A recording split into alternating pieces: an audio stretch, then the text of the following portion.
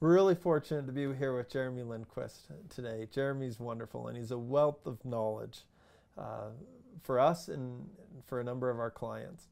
Jeremy has been in the insurance industry for 29 years this month, and he's specifically been helping people with Medicare for over a decade.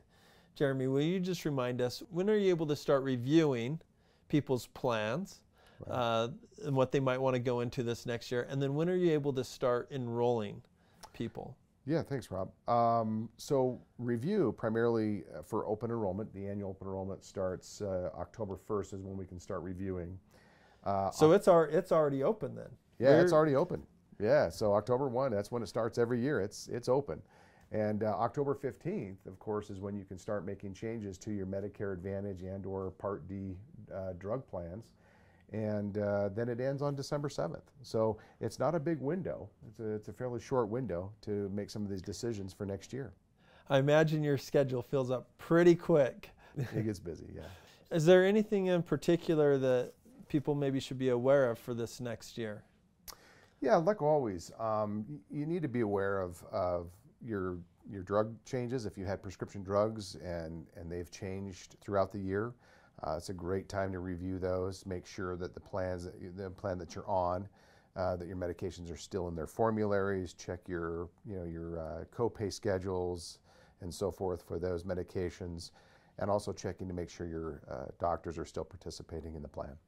Good. On those. What about for people that maybe they're at 64, they're just going to become eligible for Social Security this next year? What words of advice would you give them?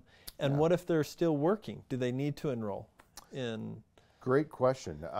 So a lot of people still working beyond 65.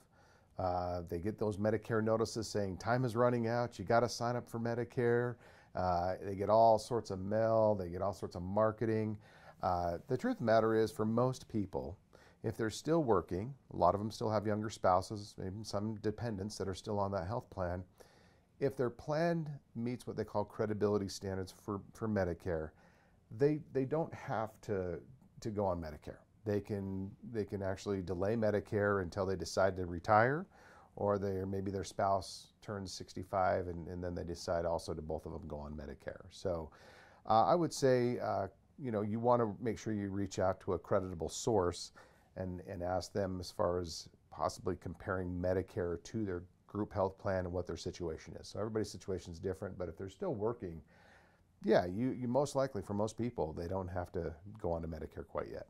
Let me just add, I really do trust Jeremy. I've been super impressed. All the questions that I brought before him, and I've had a number of other clients bring questions to him, and he's been able to answer those questions, and they're not all easy questions. And the fortunate thing is Jeremy is committed that he'll be there to answer all of our clients' questions and be able to help them during this time frame. Yeah, whatever we need to do to take care of them and make sure they're in the plans that they need to be in for the new year. If you would like to meet with Jeremy, give our office a call and we'll get something scheduled for you to meet with him here in our office.